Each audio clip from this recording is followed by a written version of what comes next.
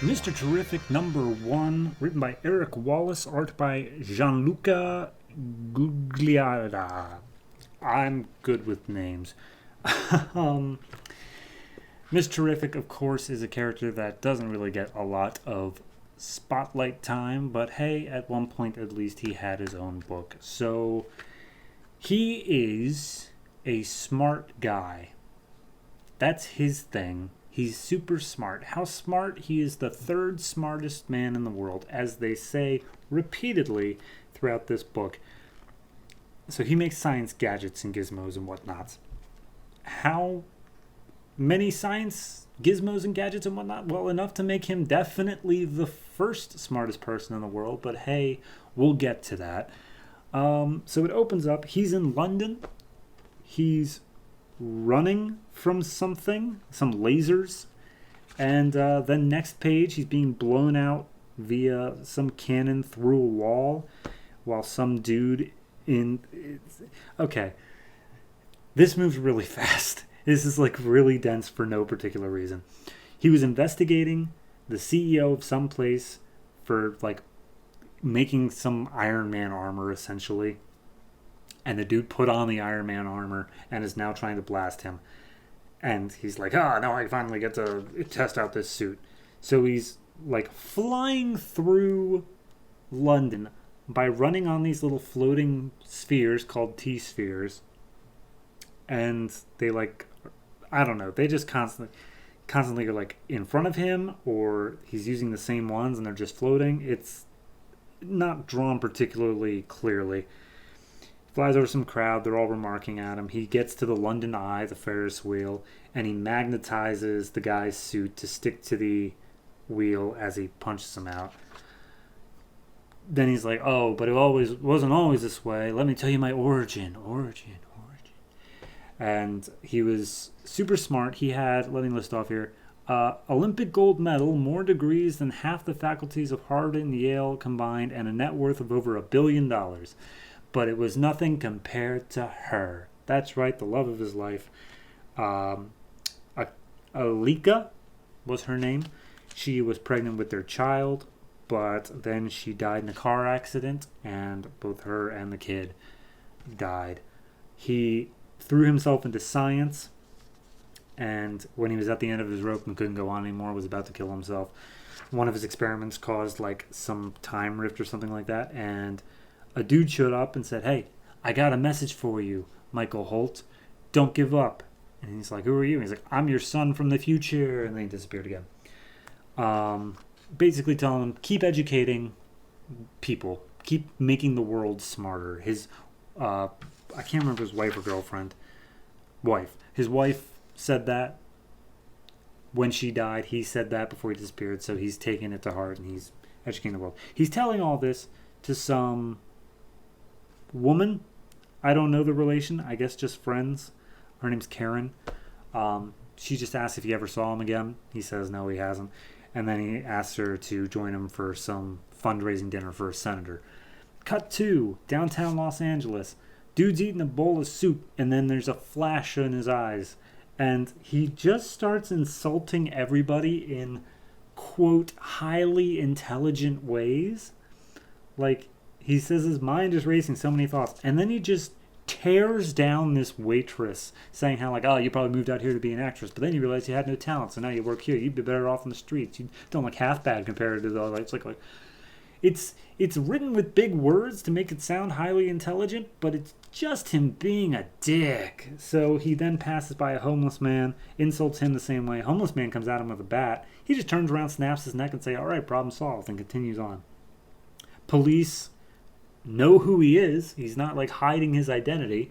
They call in Michael Holt as like a consultant. Sorry, not Michael Holt, Mr. Terrific. Call him as a consultant, and they're like, he on his napkin he scribbled down all these things. What are they? He's like, these are differential equations. They're so hard to make Hawkins' head spin. I'm gonna need to consider how he could have suddenly just become a super genius. So he goes off into his own inner sanctum, which is apparently a fortress that he built, quote, at fixed coordinates within the 9th dimension. See, this is the stuff that makes me think, first smartest person in the world, not third. If you can build a portal to your own place in the ninth dimension, but whatever. He's thinking about it, and he can't figure out any reasons as to why this guy would like suddenly become smart, because that doesn't make any physical sense. So now he's dealing with a little bit of, okay, well, what could cause it? Because obviously it is happening. He's not just dismissing it as not happening. So he's following the science. Then we cut to the fundraiser, which is at his own branch of a nonprofit foundation, which saves the planet, because of course it does. There's a kid there named Jamal who has an IQ of 192, and his, I think, mom, they don't really make that clear, is telling him that he can't have any champagne. Michael Holt is talking to the senator, saying like, oh, you spoke out against your party for pushing back science funding or whatever, so you have my support because that's the most important thing, blah, blah, blah. There's this whole page here of Karen and Jamal's mom or whatever, like, getting at each other, where Karen's like, no, we're just friends, like, you don't have to worry about me. And it's like, oh, well, it devolves into a race thing rather quickly, and then like into a rich versus like not rich thing. I don't know. I don't really get the point of this scene, and I'm not going to touch it with a 10-foot pole. Suddenly, he's cut down to Michael Holt is explaining this dampener for earthquakes that he installed. It's this large crystal that can because they live in LA. There's earthquakes, and he's like, we've got a lot of sensitive equipment here. We need something to dampen it. But then Michael starts being able to hear this noise that no one else can hear, and it turns him into the same hyper-intelligent dillweed that the other guy was.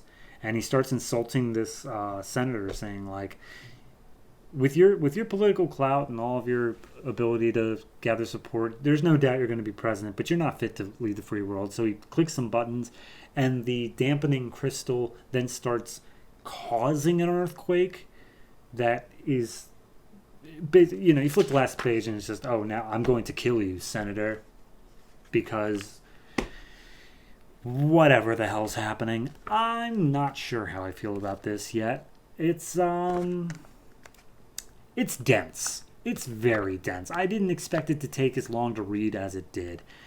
They use a lot of big words, like when he's describing all the stuff in the ninth dimension, and he's describing like how this stuff could happen to this guy.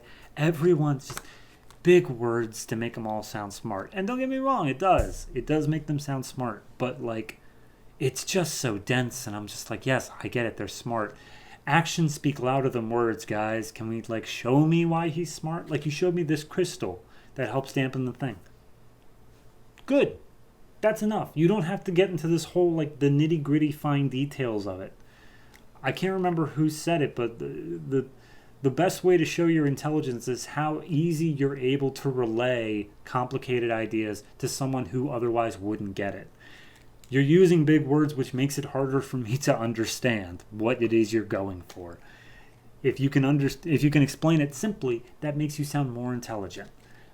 I digress, though. Art-wise, it's good. It's some solid art. There's a little bit of facial weirdness on a couple people.